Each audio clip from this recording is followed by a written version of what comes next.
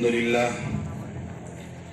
لله نحمده ونستعينه ونستغفره ونؤمن به ونتوكل عليه ونعوذ بالله من شرور أنفسنا ومن سيئات أعمالنا من يهده الله فلا مضل له ومن يضلل فلا هادي له ونشهد أن لا إله إلا الله وحده لا شريك له ونشهد أن سيدنا وسندنا وحبيبنا ومولانا محمد صلی اللہ تعالی علیہ وعلى آلہ واصحابہ اجمعین اما بعد فاعوذ باللہ من الشیطان الرجیم بسم اللہ الرحمن الرحیم فلولا نفر من كل فرقة منهم طائفة ليتفقهوا في الدين ولينذروا قومهم إذا رجعوا إليهم لعلهم يحذرون صدق الله مولانا العظيم قال النبي صلى الله عليه وسلم خيركم من تعلم القرآن وعلمه صدق اللہ مولانا العظیم۔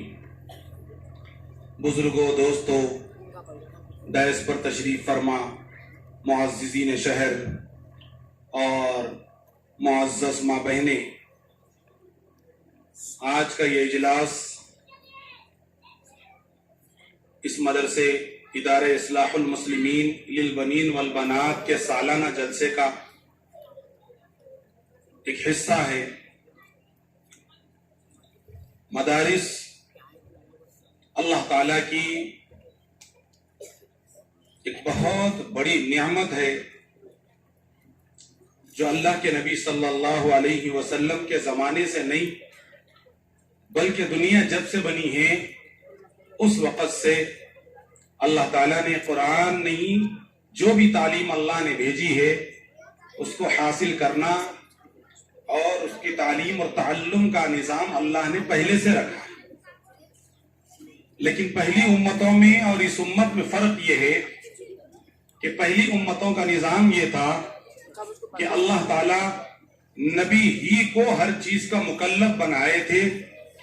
نبی جب تک دنیا میں موجود رہتے ان کی لائی ہوئی کتاب اور ان کا لایا ہوا دین 100% محفوظ رہتا اور نبی ہی اس کتاب کے حافظ رہتے۔ ہمارے یہاں جیسے حافظ قرآن کا رواج ہے کہ بچہ جو ہے 10 15 20 سال کی عمر میں قرآن کا حافظ بنتا ہے۔ قرآن کے 6666 آیتیں، ایک 12 14 سال کا 15 سال کا بچہ جس کو اگر اس کے خاندان کے بارے میں پوچھو تو اس کو 1 2 نسل کے نام معلوم رہیں گے، اس سے زیادہ اس کو اپنا خاندان بھی نہیں معلوم ہے۔ جس کو اور کوئی دنیا کی نالج پوچھو تو شاید اس میں بھی وہ اتنا مکمل نہیں ہوگا۔ لیکن یہ قرآن کی عظمت، یہ قرآن کی برکت ہے کہ ایسا بچہ کہ جو ابھی عمر میں ابھی بالغ بھی نہیں ہوتا، اللہ تعالیٰ کی توفیق سے وہ بچہ پوری قرآن کا حافظ ہو جاتا ہے۔ یہ صرف اس امت کی خصوصیت ہے۔ اس سے پہلے جتنی امتیں آئیں ان امتوں میں صرف ان کی کتاب کو یاد کرنے والے، حفظ کرنے والے نبی ہوتے تھے، دوسرے لوگ اس کتاب کو یاد نہیں کرتے، صرف نبی یاد کرتے تھے، نبی ہی اس کے حافظ ہوتے تھے۔ جتنی کتابیں آسمان سے اتری، تورات ہے، زبور ہے، انجیل ہے، جتنی بھی کتابیں اتری ہیں ان سب کے حافظ صرف نبی ہوتے تھے، عوام اس کا حفظ نہیں کرتی تھی۔ اسی لیے جب تک نبی موجود ہوتے وہ دین کی حفاظت خود نبی کرتے، اور جب نبی دنیا سے چلے جاتے تو وہ دین کی حفاظت جب تک اللہ کو مناسب ہوتا یا اللہ کے خیال میں اور اللہ کے نظام کے مطابق اس کتاب کی حفاظت اللہ کو مقصود ہوتی، اللہ تعالیٰ اس دنیا میں اس کتاب کو باقی رکھتے، اس کے بعد پھر دوسرے نبی آتے اور وہ نبی آ کر اپنی کتاب اور اپنی تعلیم کی تعلیم دیتے۔ یہ نظام تھا پہلے دنیا میں۔ یہ نظام نہیں تھا کہ عوام بھی دین کو سمجھے، دین کو سمجھائے۔ سمجھانے والے صرف نبی ہوتے، سمجھنے والے صرف امت ہوتی۔ امت کو سمجھانے کی ذمہ داری نہیں تھی، امت کو دعوت دینے کی ذمہ داری نہیں تھی۔ اللہ تعالیٰ نے ہمارے نبی حضرت محمد صلی اللہ علیہ وسلم کو اس دنیا میں بھیجا تو اللہ کے نبی کو تمام نبیوں میں سب سے کم عمر دی۔ نبی تو ہیں امام الانبیاء، امام الرسل ہیں، سب نبیوں کے پیدا ہونے سے پہلے اللہ نے ہمارے نبی کو پیدا کرنے کا ارادہ کیا۔ اللہ کے نبی صلی اللہ علیہ وسلم نے فرمایا کہ اللہ نے مجھے اس وقت پیدا کرنے کا ارادہ کیا جب حضرت آدم جو ہے پانی اور مٹی کے بیچ میں تھے، یعنی ابھی ان کی باڈی بھی نہیں بنائی گئی تھی، ابھی ان کے پتلے کو بنانے کے واسطے مٹی کو پانی میں ملایا گیا تھا، اسی وقت اللہ نے ہمارے نبی کو پیدا کرنے کا ارادہ کیا۔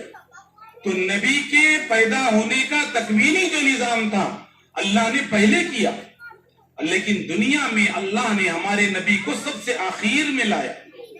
اور اگر عمر کے لحاظ سے آپ دیکھیں، پورے نبیوں کی عمر ہمارے نبی کی عمر سے زیادہ ہے۔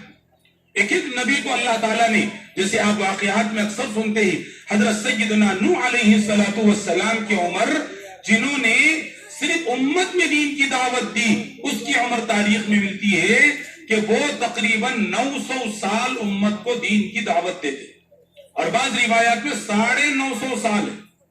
950 سال تو دین کی دعوت دیتے رہے، پھر ان کا بچپن الگ، اور پھر وہ طوفان نوح جب آیا اس کے بعد کی زندگی الگ۔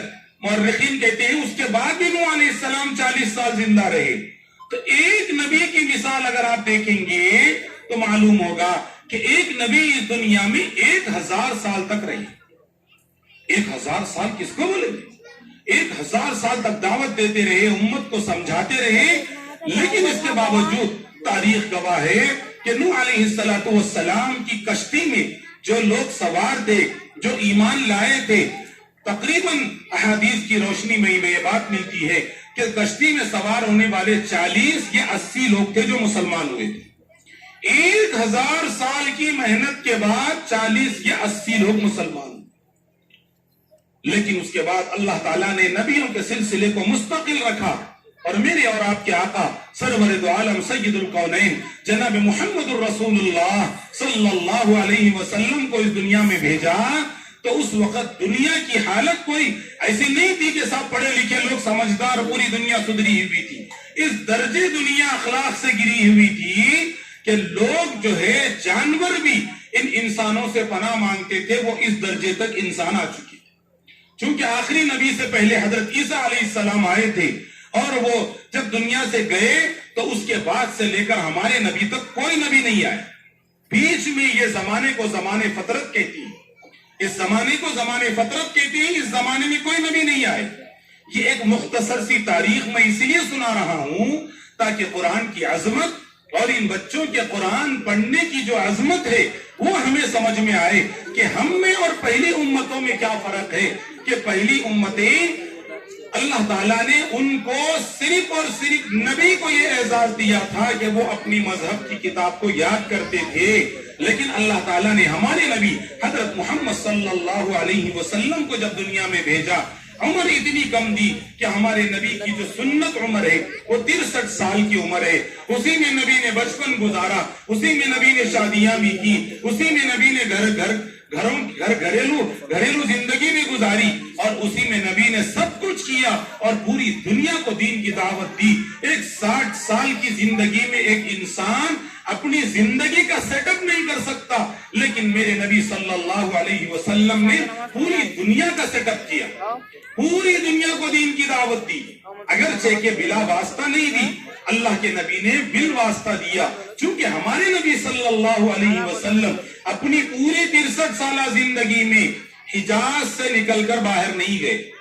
یعنی جس کو اس زمانے میں سعودیہ کہتے ہیں، یا یوں سمجھ لیجئے جس کو امارات کہتے ہیں، 7 جو چھوٹے چھوٹے کنٹریوں کو ملا کر امارات اس وقت جس کو کہتے ہیں، اس زمانے میں عرب میں اس کو حجاز کہتے تھے۔ حجاز، اللہ کے نبی صلی اللہ علیہ وسلم اپنی پوری 63 سالہ زندگی میں اس حجاز کی باؤنڈری سے باہر نہیں نکلے، پوری زندگی میں بھی وہیں رہے۔ تو پھر ہندوستان، پاکستان، دنیا کے اتنے کنٹریز ہیں کہ صاحب اب 200 چلر کنٹریز ہیں اس ملک دنیا کے۔ اللہ کے نبی صلی اللہ علیہ وسلم پورے لوگوں کے واسطے آئے تھے، صرف مکہ مدینہ والوں کے واسطے، حجاز کے واسطے نہیں آئے تھے، لیکن عمر اتنی کم کہ صاحب 63 سالہ زندگی میں تو 40 سال تو ایک عام انسان کی طرح نبی نے گزار دیے، 40 سال تو ایک عام انسان کی طرح گزار دیے۔ اس کے بعد بچے 23 سال، تو وہ 23 سال میں اللہ کے نبی نے مکہ میں 13 سال، مدینہ میں 10 سال گزار کر پوری دنیا میں دین پہنچانے کا جو اللہ نے وعدہ لیا تھا، اور اللہ کے نبی سے کہا تھا، اے نبی پوری دنیا کا آخری انسان بھی آپ ہی کو نبی مانے گا، سب کو نبی، سب لوگ آپ ہی کو نبی مانیں گے۔ لیکن عجیب دستور دیکھیے اللہ تعالیٰ کا کہ سب سے کم عمر نبی کو دی، سب سے کم عمر۔ نبوت کے اعلان کے بعد سے اگر آپ دیکھیں گے تو ہمارے نبی کو صرف 23 سال ملے کام کرنے کے، صرف 23 سال کام کرنے کے ملے۔ 23 سال میں ایک انسان اگر چاہا اس ترقی یافتہ زمانے میں بھی، اگر کسی انسان کو اگر آپ ایک پلین دے دیں اور اس میں یہ کہیں کہ صاحب 23 سال کے اندر آپ پوری دنیا گھومیے، اور دنیا صرف سرسری نہیں، دنیا کا ہر کنٹری جائیے، ہر کنٹری کا ہر اسٹیٹ جائیے، اسٹیٹ کا آپ ہر ضلع جائیے، ضلع کا ہر تعلقہ جائیے، تعلقے کا آپ منڈل جائیے، منڈلوں میں سے گاؤں کے ہر گھر کو جائیے، تو آپ 23 سال میں اس زمانے میں اگر کسی کو آپ پلین بھی دیں گے تو 23 سال میں کوئی انسان ہر گھر میں اپنی بات کو نہیں پہنچا سکتا، اس زمانے میں بھی نہیں پہنچا سکتا۔ جائے کہ اس زمانے میں جب کہ سفر کرنا اس زمانے میں اونٹ پر ہوتا تھا، اور آپ کو معلوم ہونا چاہیے اونٹ اوسطاً 80 کلومیٹر چلنے کے واسطے اونٹ کو باضابطہ 3 دن 3 رات ہوتے تھے۔ ایک اونٹ کو چلنے کے لیے، جو اس زمانے میں سفر کی جو مسافت ہے نا ہماری، کہ آدمی جو مسافر ہوتا ہے اس کی جو لیمٹ ہے وہ ہے 78 کلومیٹر، آپ جائیں گے تو مسافر ہوں گے۔ اس کی جو مدت لکھی ہوئی ہے کتابوں میں وہ 3 دن 3 رات اوسطاً چلنا۔ ایک اونٹ 3 دن 3 رات چلنے کے لیے اس کو مکمل 80 کلومیٹر چلنے کے لیے اس کو 3 دن 3 رات ہوتی۔ آپ اندازہ لگائیے ہمارے نبی کو اللہ نے کیسے کام دیا کہ 23 سال میں پوری دنیا میں دین کی دعوت دینا ہے۔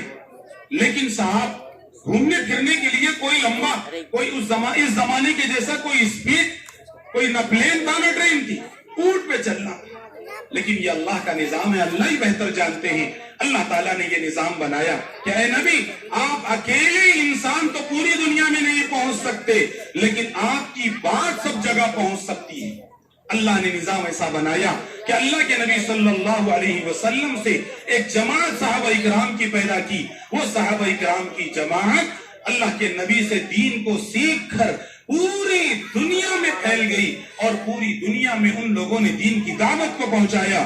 پھر انہی صحابہ اکرام سے تابعین پڑھے، پھر انہی سے تابعین پڑھے، انہی سے یہ سلسلہ چلتے آج کے زمانے تک پہنچا کہ آج کے زمانے کا جو حافظ اور عالم یا اس زمانے کا قرآن اور حدیث جو پڑھنے والا ہے اس کا سلسلہ ڈائریکٹ جا کر نبی سے ملتا ہے کہ آج کو 1500 سال ہو گئے ہیں، لیکن آج بھی ہمارا اس قرآن کا اور حدیث کا جو سلسلہ ہے وہ ڈائریکٹ نبی سے ملتا ہے۔ یہ اللہ کی خصوصیت ہے، یہ ہمارے نبی کا معجزہ ہے کہ ہمارے نبی بے سر و سامانی میں، کوئی نبی کے پاس سامان نہیں تھا، جبکہ آپ حدیث میں اکثر سنتے ہیں کہ ہمارے نبی کے گھر میں 2 مہینے تک چولہا نہیں جلا، ہمارے نبی اونٹ پر سفر کرتے تھے، ہمارے نبی حجاز یعنی عرب سے باہر نہیں گئے۔ اس بے سر و سامانی کے باوجود یہ ہمارے نبی کا معجزہ ہے کہ اللہ کے نبی پیدا تو ہوئے مکہ میں، مدفون ہوئے مدینہ میں، پوری زندگی صرف عرب میں پھرتے رہے، عجم میں کہیں نہیں گئے، لیکن اس کے باوجود اللہ کے نبی کی زبان مبارک اور اللہ کے نبی کی لائی ہوئی تعلیم میں اللہ نے یہ کرامت اور یہ معجزہ رکھا کہ اللہ کے نبی صلی اللہ علیہ وسلم جب دنیا سے رخصت ہو رہے تھے اس وقت اللہ کے نبی نے صحابہ کرام سے یہ کہا تھا، الا هل بلغت، الا هل بلغت، کیا میں نے سب کچھ پہنچا دیا؟ الا هل بلغت، کیا میں نے سب پہنچا دیا دین؟ اللہ کے نبی نے صحابہ کو پڑھایا، صحابہ نے تابعین کو پڑھایا۔ یہ اس امت کی خصوصیت ہے کہ یہ امت سلسلے وار اپنے بڑوں سے پڑھتے یہ قرآن کا، یہ حدیث کے پڑھنے کا جو سلسلہ ہے وہ ڈائریکٹ نبی تک پہنچتا ہے۔ قرآن کا جیسا سلسلہ نبی تک ہے ویسے قرآن کے پڑھنے کا سلسلہ بھی ڈائریکٹ نبی تک پہنچتا ہے۔ ہم نے جس استاد سے پڑھا وہ استاد بھی اپنے استاد سے پڑھے ہیں، وہ استاد اپنے استاد سے پڑھے ہیں، ایسے ہی استاد ان کی جو چین ہے یہ چین پہنچتے پہنچتے پہنچتے اللہ کے نبی صلی اللہ علیہ وسلم تک پہنچتی ہے، اور اللہ کے نبی کے اس نظام، اللہ کے اس نظام سے اللہ تعالیٰ نے اس دنیا کو آج بھی اسی طریقے سے محفوظ رکھا ہے کہ جیسے آج سے 1500 سال پہلے دین جو اترا تھا، قرآن جو اترا تھا، حدیث جو اتری تھی، وہ قرآن آج بھی 100% ویسے ہی محفوظ ہے، وہ حدیث آج بھی 100% ویسے ہی محفوظ ہے۔ وجہ اس کی یہی ہے کہ اللہ تعالیٰ نے نبی کی عمر کو تو لمبا نہیں کیا، لیکن نبی کی امت کی دین کی دعوت کی جو ذمہ داری ہے اس کی حفاظت اللہ نے لی، اور اللہ نے قرآن کو اتارتے وقت ہی کہا تھا اِنَّا نَحْنُ نَزَّلْنَا الذِّكْرَ وَإِنَّا لَهُ لَحَافِظُونَ، ہم نے قرآن کو اتارا اور ہم ہی قرآن کی حفاظت کریں گے۔ اللہ آج تک جو قرآن کی حفاظت کر رہے ہیں اس کا طریقہ اللہ کا یہی ہے کہ آپ دیکھتے ہیں کہ صاحب یہاں کے جو بچے ہیں یہ بچے کہیں دور کے نہیں ہیں، یہ یہی کالونی کے بسنے والے، یہ دنیاوی اعتبار سے بھی کوئی اعلیٰ نہیں ہے، مال و دولت کے اعتبار سے بھی کوئی اعلیٰ نہیں ہے، کسی غریب خاندان کے بچے ہیں، لیکن اللہ نے ان کے سینے کو قرآن کی حفاظت کے لیے قبول کیا تو وہ بچے آج قرآن کے حافظ بنے ہیں۔ اللہ کا قرآن مالدار اور غریب کا سینہ نہیں، اونچے اور نیچے خاندان والوں کو نہیں، جس خوش نصیب سینے کو اللہ قرآن کے لیے منتخب کرتے ہیں، اگر وہ سینے میں اگر ایمان کی چنگاری ہو تو اللہ اس سینے کو قرآن کے لیے قبول کر لیتے ہیں، اور اس ماں باپ کو قبول کر لیتے ہیں جن کے خاندانوں میں اللہ ایمان اور قرآن کی روشنی کو ڈالنا چاہتے ہیں۔ آج آپ دیکھیں کہ صاحب ایسے بچے جن کو دیکھ کر آپ تعجب کریں گے کہ صاحب 12 سال کا بچہ ہے، 13 سال کا بچہ ہے، لیکن صاحب ہماری عمر 50 سال کی ہو گئی، لیکن ہم کو سورہ فاتحہ یاد ہے، 4-5 سورتیں 6 سورتیں یاد ہے، پوری زندگی کی نماز وہی 4 سورتیں 5 سورتوں میں ہماری چل رہی ہے، لیکن صاحب ایک 12 14 15 سال کا بچہ ہے جو کھڑا ہو جاتا ہے تو سورہ فاتحہ سے لے کے سورہ ناس تک قرآن کو یاد کرتا ہے اور یاد کر کے زبانی سناتا ہے۔ یہ اللہ تعالیٰ کا یہ قرآن کے ساتھ اعزاز ہے۔ اللہ نے قرآن میں فرمایا وَلَقَدْ يَسَّرْنَا الْقُرْآنَ لِلذِّكْرِ فَهَلْ مِن مُدَّكِرٍ، ہم نے قرآن کو آسان بنایا ہے حفظ کے لیے، نصیحت حاصل کرنے کے لیے، کوئی ہے قرآن کو یاد کرنے والا؟ تو میرے عزیز و بزرگوں، یہ اللہ تعالیٰ کا قرآن کا جو نظام ہے، یہ نظام قرآن کی حفاظت نہیں، صرف قرآن کی حفاظت نہیں بلکہ یہ پورے دین کی حفاظت ہے۔ جب تک یہ مدارس چلتے رہیں گے یہ مدارس کی برکت سے پوری دنیا میں دین محفوظ رہے گا۔ اگر آپ آزادی کی تاریخ پڑھیں گے تو آپ کو معلوم ہوگا ہمارے ملک میں انگریزوں نے 200 سال تقریباً یہاں پر حکومت کرنے کے بعد اپنی حکومت کو جب ڈھلتا ہوا دیکھا، متزلزل دیکھا، گرتا ہوا دیکھا تو انہوں نے تحقیق کروائی کہ انگریزوں کو بھگانے کے واسطے جن لوگوں نے پلاننگ کی ہے ان کا سروے کرو، تو لمبی تاریخ ہے۔ میں مختصراً آپ کو سناتا ہوں کہ اگر آپ پڑھیں گے تو معلوم ہوگا کہ انگریزوں نے آخر نتیجے پر یہ پہنچے کہ صاحب کسی کی وجہ سے ہماری حکومت کو کوئی ٹینشن نہیں ہے سوائے اس کے کہ مدرسے کے وہ بچے، مدرسے کے وہ علماء اور حفاظ کہ جو حفاظ اور علماء روزانہ قرآن اور حدیث پڑھتے ہیں، انہی لوگوں سے، انہی کے چراغ جلانے سے گھروں میں چراغ جل رہا ہے، انہی کے دین بتلانے سے لوگ دیندار ہو رہے ہیں، انہی کے سمجھانے سے لوگ سمجھ رہے ہیں، انہی کے جمعہ کے بیانات سے لوگوں کے اندر شعور پیدا ہو رہا ہے، لہٰذا ان کو سولی پر چڑھاؤ۔ آپ ملک کی تاریخ اٹھا کے دیکھ لیں، تاریخ فرشتہ ہندوستان کی تاریخ ہے، اس میں لکھا ہوا ہے کہ ہمارے ملک دلی کے جامع مسجد سے لے کر لاہور کی جامع مسجد تک ایک روڈ جاتی ہے جس کا نام جی ٹی روڈ ہے، آج بھی وہ روڈ ہے۔ اس روڈ کی تاریخ میں لکھا ہوا ہے کہ اس روڈ پر کوئی ایک جھاڑ ایسا نہیں تھا کہ جس جھاڑ پر کسی عالم کی، کسی دیندار کی لاش لٹکی ہوئی نہ ہو۔ کیوں کہ ان لوگوں نے معلوم کیا کہ آخر صاحب یہ دین کی حفاظت کرنے والے کون ہیں؟ یہ صرف علماء اور حفاظ، یہ بے سر و سامانی کے ساتھ بوریوں پر بیٹھ کر دین کی خدمت کرنے والے ہیں۔ تاریخ میں لکھا ہے کہ جب قرآن کی حفاظت کو ختم کرنے اور قرآنوں کو ختم کرنے کے لیے انگریزوں نے برطانیہ سے ایک وارنٹ جاری کیا تھا اور یہ کہا تھا کہ صاحب ہندوستان میں جہاں کہیں قرآن ہو سب کو جلا دو، تاکہ قرآن نہ رہے گا تو قرآن کی تعلیم نہ رہے۔ تاریخ میں لکھا ہے کہ دلی کی ایک چھوٹی مسجد میں ایک نابینا ایک حافظ صاحب قرآن پڑھا رہے تھے چھوٹے چھوٹے بچوں کو. دیکھا کہ وہ خود نابینا تھے, آنکھوں سے اندھے تھے, قرآن پڑھا رہے تھے, لیکن دیکھا کہ اچانک بھیڑ آ گئی, آواز آئی تو پوچھا بچوں سے کہ کون آیا؟ تو بچوں نے کہا کہ پولیس آئی, افسر آئے. اس زمانے میں بولتے تھے افسر آئے. تو بچوں نے کہا مول صاحب کو کہ صاحب پولیس آئی, افسر آئے ہیں. پوچھا کیوں؟ تو کہا کہ سب قرآن اٹھا کے لے کے جا رہے ہیں, مسجدوں سے پورے قرآنوں کو اٹھا کے لے کے جا رہے تھے. تو مولوی صاحب نے ان انگریزوں سے پوچھا کہ بھائی قرآن کیوں اٹھا رہے ہو؟ تو انہوں نے بالکل سختی سے کہا کہ مولوی صاحب یہی قرآن ہے جو تمہارے اندر جو ہے جہاد اور تمہارے اندر جو ہے بڑائی اور ایمان کے شعور کو جگا رہا ہے, اور تم جو ہے اس قرآن کو پڑھ کر ہی ہمارے خلاف جنگ کی تحریک چلا رہے ہو آزادی کی, لہٰذا ہم اس قرآن کو ہٹانا چاہ رہے ہیں. تو وہ نابینا بزرگ صاحب عالم صاحب حافظ صاحب نے ان انگریزوں کے دماغ کو ٹھکانے لگایا. ان سے کہا کہ 2 منٹ بیٹھ جاؤ, وہ قرآن کو وہاں رکھ دو, 2 منٹ بیٹھ جاؤ, اور بٹھا کر ان سے کہا کہ بھائی تم چاہ رہے ہو کہ قرآن کو ختم کر دیں, لیکن 2 منٹ یہاں بیٹھ جاؤ. پھر اس کے بعد جو بچہ قرآن پڑھنے والا تھا اس سے کہا بیٹا تمہارا نام یہ ہے, تم پارے 4 کی پہلے رکوع کی آیت پڑھو. بچہ پہلا رکوع پڑھنا شروع کیا. پھر کہا بیٹا تم پارے 15 کا دوسرا رکوع پڑھو. وہ بچہ پڑھنا شروع کیا. پھر کسی بچے سے کہا بیٹا تم پارے 24 کا تیسرا رکوع پڑھ لو.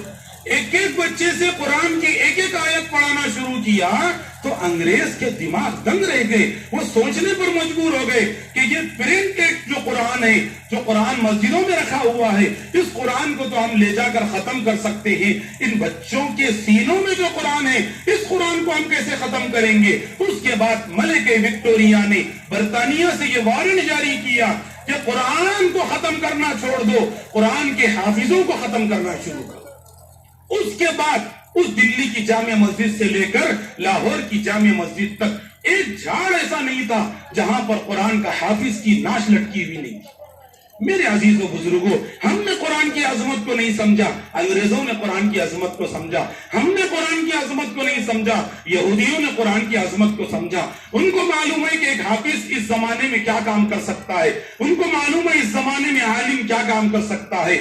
آج بھی مسلمانوں کے دشمنوں کو اگر کسی سے ڈر ہے تو وہ مدرسے اور مدرسوں میں کام کرنے والے اور دعوت و تبلیغ یا دینی کام کرنے والی تنظیموں سے ڈر ہے. ان کو کسی اور سے ڈر نہیں ہے, کیونکہ ان کو معلوم ہے کہ ان کو کوئی اور چیز نہیں چاہیے. ان کی زندگی کا مقصد ہے دین کو بلند کرنا, ان کی زندگی کا مقصد ہے قرآن پڑھنا, قرآن پڑھانا, ان کی زندگی کا مقصد ہے دین کی تعلیم کو آگے بڑھانا. لہٰذا ان کو جب تک نہیں مٹائیں گے اس وقت تک دین ختم نہیں ہوگا. میرے عزیز و بزرگوں, ان مدارس کی قدر آج بھی آپ کر لیں. آج کی حکومتیں بھی ان مدارس کو ڈبانے کے لیے روزانہ پلاننگ کر رہی ہیں, لیکن افسوس کہ ہم کو نہیں معلوم مدرسہ کس کو بولتے. ہم میں سے بہت سے لوگ سمجھتے کہ مدرسے کا مطلب ایک مجبور, لاچار, جس کو کچھ پڑھنا نہیں آتا ویسے لوگ جا کے پڑھ لیتے ہیں کچھ قرآن وران. ایسا نہیں ہے, یہ اللہ کا قرآن ہے, احکم الحاکمین کا کلام ہے. جیسے اللہ مالک الملک ہیں ویسے قرآن کتابوں کا بادشاہ ہے, دنیا کی پوری کتابوں کا بادشاہ قرآن ہے.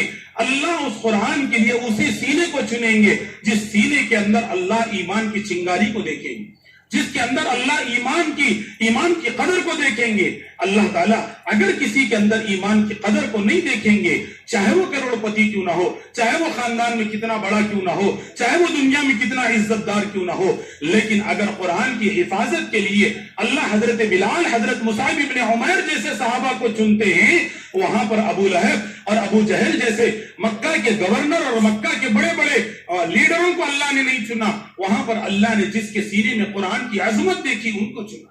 میرے عزیز و بزرگوں, آج بھی ہم اگر قرآن کی عظمت کو اپنے سینے میں نہیں بٹھائیں گے تو اس گئے گزرے زمانے میں بھی اللہ تعالیٰ آج بھی دین کی قدر کرنے والے لوگوں کو مدرسوں سے جوڑا ہے. اگر ہم اس کی قدر نہیں کریں گے تو یہ ہماری جو ہے نحوست اور ہماری بدنصیبی ہوگی. آج بھی ہم کو چاہیے کہ صاحب ہم یہ سوچیں کہ اس قرآن کی حفاظت کے علاوہ ہمارے پاس اور کیا بچا ہو. اگر آپ دیکھیں ہمارے پاس اللہ کو بتلانے کے لیے, دین کو سمجھانے کے لیے اگر کوئی ہم سے پوچھے کہ تمہارے پاس کیا دلیل موجود ہے تو آپ کیا بتائیں گے؟ ہر مسلمان قرآن کو پہلے بتائے, ہر ایک یہی کہے گا کہ صاحب یہ قرآن ہے جو ہمارے پاس دلیل ہے کہ اللہ نے اس کو اتارا ہے، یہ اللہ کی کتاب ہے۔ وہی ایک چیز تو موجود ہے، اس وقت رسول دنیا میں موجود نہیں، اللہ ہمیں نظر نہیں آ رہے، اللہ موجود تو ہے لیکن نظر نہیں آ رہے، صحابہ موجود نہیں ہے، دنیا کی تاریخ معلوم ہے خالی، لیکن جو چیز موجود ہے وہ قرآن موجود ہے۔ تو میرے عزیز و بزرگوں، ایک اپنے اندر احساس کمتری نہ لائیں۔ جو پڑھانے والے ہیں وہ بھی یہ نہ سوچے کہ صاحب کچھ بھی نہیں پڑھ رہے تو میں بچے کو لے جا کے جو ہے قرآن پڑھا دیتا ہوں۔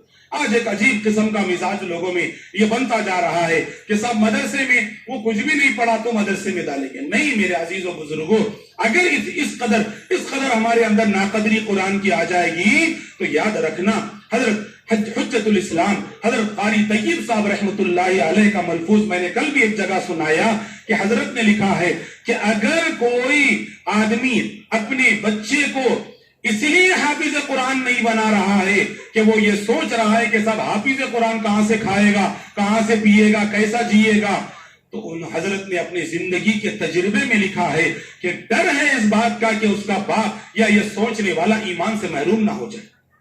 کیوں کہ ہم یہ سوچ رہے ہیں کہ صاحب ایک لیبر پل لے گا، لیبر کھا لے گا، اور ایک چھوٹا موٹا پڑھنے پڑھانے والا اپنی زندگی گزار لے گا، ایک حافظ قرآن ہی بھوکا رہے گا۔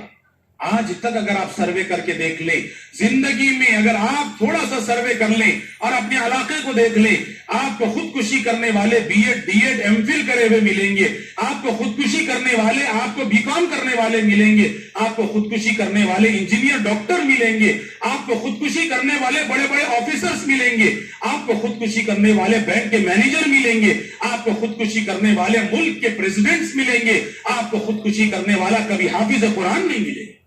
آج تک آپ نے نہیں سنا ہوگا کہ کسی حافظ قرآن نے بھوک کی وجہ سے خودکشی کر لی۔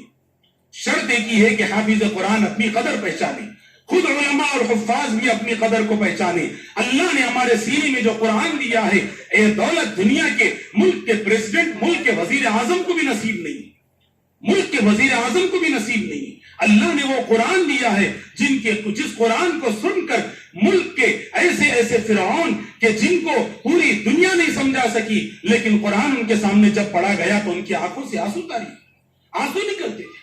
ملک کا بادشاہ اتا ترک، مصطفیٰ اتا ترک آج بھی مشہور ہے۔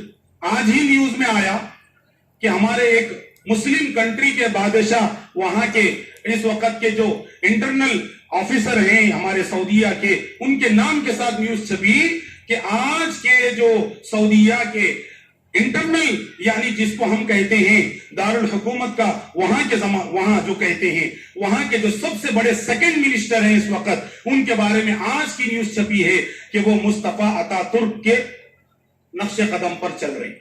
یہ ایسا دجال، یہ ایسا عجیب قسم کا دہریہ تھا کہ جو تھا تو مسلمان لیکن کبھی اسلام پہ بھروسہ نہیں کرتا تھا۔ ایک مرتبہ اس نے رشیا میں میٹنگ کی، اور میٹنگ جو ہے سب کی تھی، پورے حکومتوں کی تھی۔ اس میٹنگ کے اندر جو آپ بہترین قاری، جس کو آپ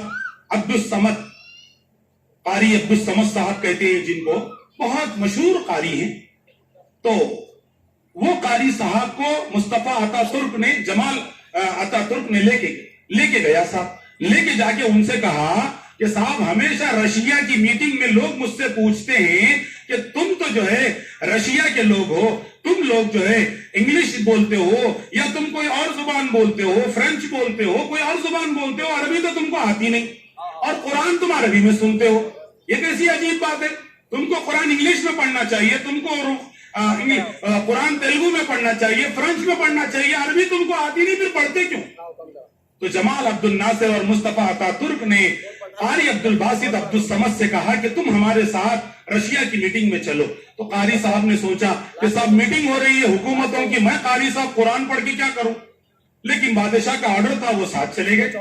جب گئے تو پوری میٹنگ ہو گئی، پورے ڈائلاگز ہو جانے کے بعد جب لنچ کے لیے بیٹھنا شروع کیے تو جمال عبد الناصر نے کہا کہ صاحب میں 5 منٹ سب سے سائلنس چاہتا ہوں، خاموشی چاہتا ہوں، ہمارے قاری صاحب کچھ پڑھیں گے، آپ سنیے سے۔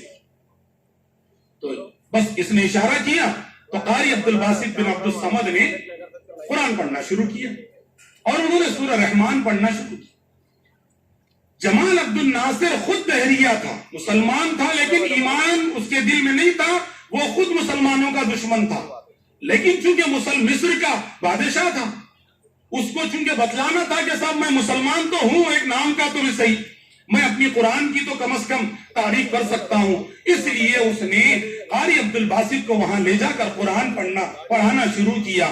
تو تاریخ میں، ایجپٹ کی، مصر کی تاریخ میں لکھا ہوا ہے کہ سننے والے پورے کے پورے غیر مسلم تھے، رشیا کے، دوسرے کنٹریز سے آئے ہوئے سب کے سب غیر مسلم، کسی ایک کو بھی عربی نہیں آتی تھی، کسی ایک کو بھی قرآن سمجھ میں نہیں آتا تھا، لیکن یہ کہ جب قاری عبد الباسط بن عبد الصمد نے قرآن پڑھنا شروع کیا تو 5 منٹ گزرے، جمال عبد الناصر نے آنکھ کھول کے دیکھا کہ جتنے لوگ بیٹھے ہوئے ہیں سب کی آنکھوں سے آنسو جاری، سب رو رہی ہیں۔ تو اس نے قرآن کو روک دیا اور سب سے پوچھا کہ بھئی آخر تم سمجھ گئے کیا اس نے، یہ قاری صاحب نے کیا پڑھا؟ تو سب نے کہا ہمیں کچھ سمجھ میں نہیں آ رہا، لیکن اس کے باوجود سب کی آنکھوں سے آنسو جاری تھے۔ تو جمال عبد الناصر نے کہا تم مجھے ہر سال میٹنگ میں پوچھتے تھے کہ قرآن کی عربی تم نہ جاننے کے باوجود قرآن عربی میں کیوں سنتے ہو، تم فرنچ میں سنو، تم انگلش میں سنو، یہ تم کہتے تھے، میں اس کا جواب نہیں دے سکتا تھا، میں ڈائریکٹ اس کا جواب دینے کے لیے آج قرآن تم کو سنا دیا۔ قرآن کے اندر ایک آیت ہے، اللہ نے فرمایا وَإِذَا سَمِعُوا مَا أُنزِلَ إِلَى الرَّسُولِ تَرَىٰ أَعْيُنَهُمْ تَفِيضُ مِنَ الدَّمْعِ، اللہ نے اللہ کے نبی کے سامنے، پارسی لوگ جو قرآن کو عربی نہیں جانتے تھے، نبی کے پاس آ کر قرآن کو سنا تو اللہ نے آسمان سے آیت نازل فرمائی، اے نبی جب ان کے سامنے قرآن پڑھا جاتا ہے تو ان کی آنکھوں سے آنسو بہتے ہیں۔ اللہ نے اس زمانے میں 1500 سال پہلے اللہ کے نبی کے سامنے یہ آیت نازل فرمائی۔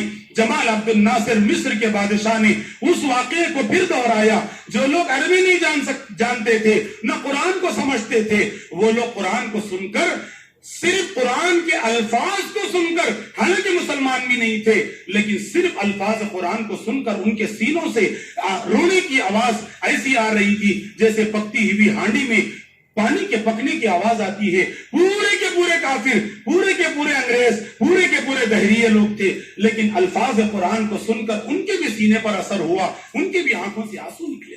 میرے عزیز و بزرگوں، عظمت قرآن کو ان لوگوں نے سمجھا، اگر کاش ہم سمجھ لیتے تو آج یہ قرآن ہمارے لیے اتنا مظلوم نہ ہوتا۔ سب سے زیادہ مقبول چیز قرآن ہے، لیکن سب سے زیادہ مظلوم چیز بھی قرآن، سب سے زیادہ مظلوم قرآن۔ اگر آپ اپنے گھر کا جائزہ لیجئے تو آپ کے گھر میں ہر چیز سجی ہوئی ہے، ساتھ چپل کے لیے بھی چپل خانہ ہے جہاں پر شو پالش رکھی ہوئی ہے شو پوچھنے کے لیے، اور دنیا کی ہر چیز جو خرید کر آپ لاتے ہیں، روز اس کو جھٹکا دیتے ہیں، روز اس کو پوچھتے ہیں، روز اس کو سجاتے ہیں، اس کے لیے کچھ نہ کچھ سیٹ اپ ہے۔ لیکن اگر افسوس کے ساتھ مسلمانوں کی ایک بہت بڑی تعداد ایسی ہے جن کے پاس قرآن رکھنے کے لیے کوئی خانہ نہیں ہے، قرآن رکھنے کے لیے کوئی جگہ نہیں ہے۔ اگر ہے تو صاحب کوئی اونچے شیلف میں قرآن کو رکھ دو، اور رکھو تو ایسا رکھو کہ کسی کے مردے کے جنازے کے وقت میں قرآن کھلے گا، یا کسی کے اوپننگ گھر کی دعا کے لیے قرآن کھلے گا۔ اس زمانے میں ویسے بھی بوڑھے مرد اور عورتیں ختم ہو چکی ہیں جو گھروں میں بیٹھ کر گھنٹوں قرآن پڑھتے تھے۔ پہلے تو یہ تو منظر نظر آتا، جوان نہیں پڑھتے تو نہیں پڑھتے، بوڑھے لوگ گھر میں گنگناتے ہوئے قرآن پڑھتے تھے۔ آج وہ بھی ماحول ختم ہوتا نظر آ رہا ہے۔ آج یہاں پر ہمارے تانڈور میں قرآن، بوسیدہ قرآن کو لینے کا سلسلہ شروع کیا علماء نے، تو ایک ایک محلے سے ایک ایک آٹو قرآن بوسیدہ نکلے۔ معلوم ہے؟ یعنی مسلمانوں کے پاس ہے ہی دو قرآن گھر میں رکھے ہوئے، وہ 2 کے 2 لا کے دے دے رہے ہیں، مول صاحب لے کے جاؤ، یہ اٹھا لے کے چلے جاؤ، پڑھنے والا کوئی بھی نہیں۔ یہ الفاظ ہمارے علماء نے بتلایا کہ صاحب بعض تو اچھے قرآن ہیں، لا کے دے دے رہے، یہ بول رہے مول صاحب لے جا کے دفن کر دو، بولی میں ڈال دو، وہ یہاں پڑھنے والا کوئی بھی نہیں ہے، رکھ کے ٹینشن ہو رہا۔ یہ عظمت قرآن کی، اللہ کے میرے بندو، اگر یہ تعلق قرآن کا رہے گا تو اللہ نے اسی قرآن کی برکت سے قوموں کو جگایا ہے، اور اسی قرآن کی لعنت اور اسی قرآن کی بددعا سے قوموں کو اللہ نے برباد کیا ہے، اسی قرآن کی برکت سے۔ اگر ہم قرآن کے ساتھ اتنا بھی تعلق نہیں رکھیں گے تو یاد رکھنا، آج دوسروں کو طعنہ دینے، دوسروں کو بددعائیں دینے سے کچھ نہیں چلے گا۔ آپ روز نماز میں بیٹھ کر دعا کیجئے، انہوں برباد ہونا، کبھی نہیں ہوگا۔ یہ ایسا اللہ کا دستور ہی نہیں ہے. آپ خالی دعا کرتے بیٹھیے کہ صاحب یہ حکومت گرنا وہ ہو جا, کچھ نہیں ہوگا. اگر ایسے ہی خالی دعا سے اور ہماری خواہشوں سے کچھ ہونا رہتا تو نبی کے زمانے میں ہوتا. اللہ کے نبی اتنے ٹھوکریں نہیں کھاتے. اللہ کے نبی جہاد میں جا کر 2 دانتیں نہیں توڑواتے. اللہ کے نبی اپنے بچوں کو اللہ کے نبی بچیوں کو بیوہ نہ کرتے. اللہ کے نبی اپنے چھوٹے چھوٹے بچوں کو اپنے ہاتھ سے دفن نہ کرتے. اللہ کے نبی صحابہ کرام کے خون کو اپنے ہاتھ سے اٹھاتے نہیں. اللہ کے نبی خالی ہاتھ اٹھا دیتے اور پوری امت سدھر جاتی اور پوری دنیا سدھر جاتی اور اللہ کے نبی بادشاہ بن جاتے. ایسا کبھی نہیں ہوتا. یہ دنیا دار الاسباب ہے. حسن تدبیر سے جاگ اٹھتا ہے قوموں کا نصیب, کبھی تقدیر بدلتی نہیں ہے ارمانوں سے. آپ خالی ارمان کرتے بیٹھے ہوئے ہیں, ایسا ہو جانا, انہوں مر جانا, انہوں جی لینا, انہوں گر جانا, یہ حکومت آ جانا, ہمارے کو روز پھولا پلانے والے. یہ کبھی نہیں ہوگا. نبی کے ساتھ نہیں ہوا تو ہمارے ساتھ کیا ہوگا؟ دنیا اسباب سے چلتی ہے, اللہ تعالیٰ کو خوش کرنے سے چلتی ہے. اگر آپ اللہ کو راضی کرائیں گے, اگر اللہ کے قرآن کی عظمت کو سمجھیں گے, ان حفاظ اور قرآن کے اور مدارس کی عظمت کو سمجھیں گے, تو اللہ کی رحمت آسمان سے اترے گی. ہم کو یقین تو ہے کہ اللہ کا قرآن اس دنیا میں سب سے بابرکت ہے, لیکن پریکٹیکل زندگی میں ہمارے لیے کوئی شعبہ نہیں ہے اور اس کے لیے کوئی وقت نہیں ہے. نہ قرآن پڑھنے کا ہمارے پاس شوق, نہ قرآن کو سجانے کا شوق, نہ قرآن کے ساتھ سننے کا شوق. ہاں صاحب کبھی واٹس ایپ پہ کون تو بھی دیر ڈال دیا تو تھوڑا سن لے کے قصہ ختم. یعنی گھر کی برکت کے واسطے, اوپننگ کے واسطے قرآن رہ گیا, یا صبح صبح ہوٹل کے واسطے یاسین شریف پڑھنے کے واسطے قرآن رہ گیا.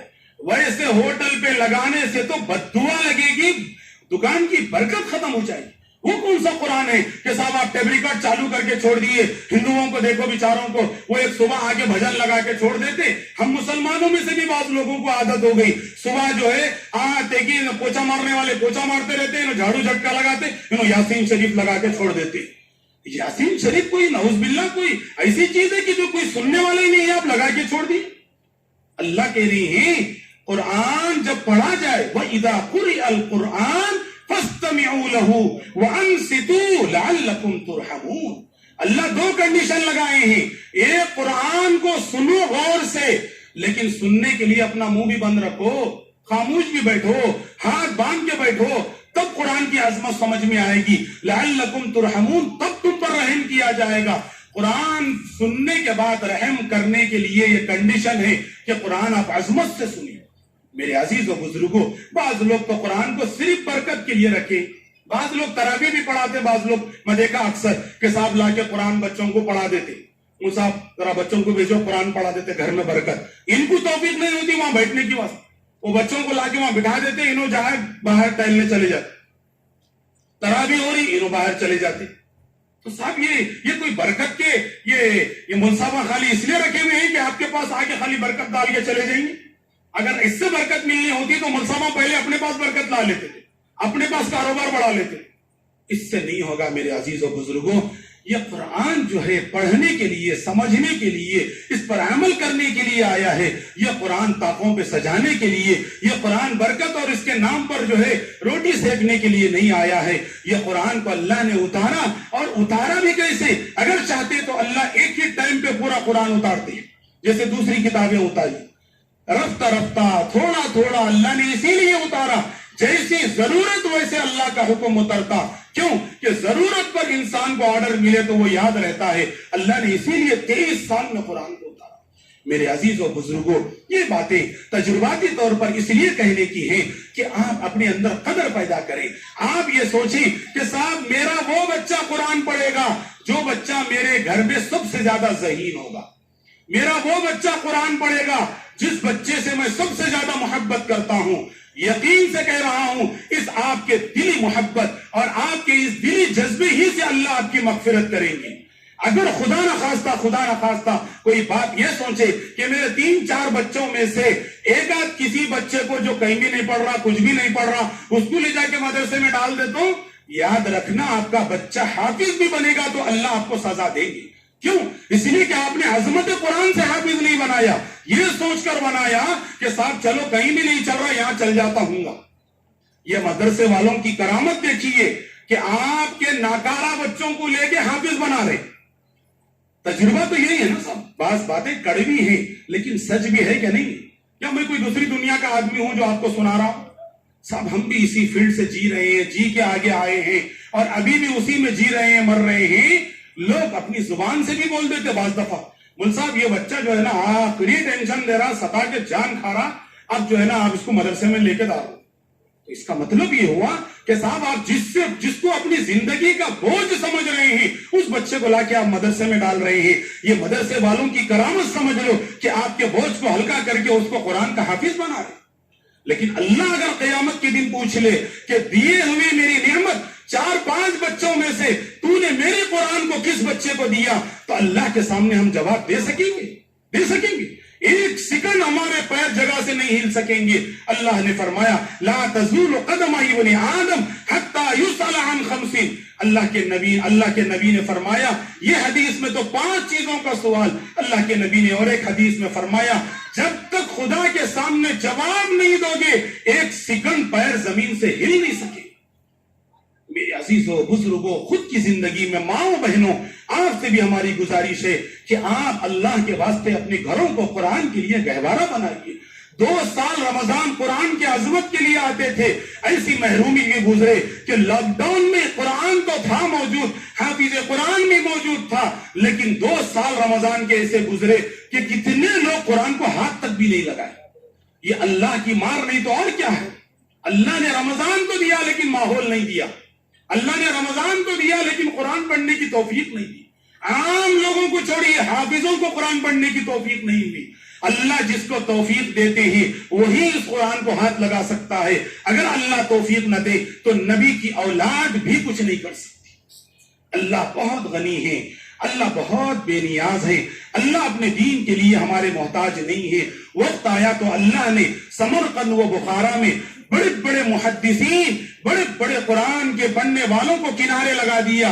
وقت کے تاتاریوں کو جو مسلمانوں کے دشمن تھے ان کو اٹھا کر دین کی خدمت لے لی. اللہ کا دین کسی کا محتاج نہیں, اللہ کا قرآن کسی کا محتاج نہیں. اللہ قرآن کی حفاظت آج بھی ایسے بعض لوگوں سے کروا رہے ہیں جن کو دیکھ کر آپ دنگ رہ جائیں, جن کے حفظ کو سن کر, جن کے قرآن کی سمجھ کو سن کر, جن کے قرآن کی تفسیر کو سن کر, جن کے قرآن سے محبت کو سن کر حافظ دنگ رہ جائیں گے. ایسے لوگ بھی آج موجود ہیں.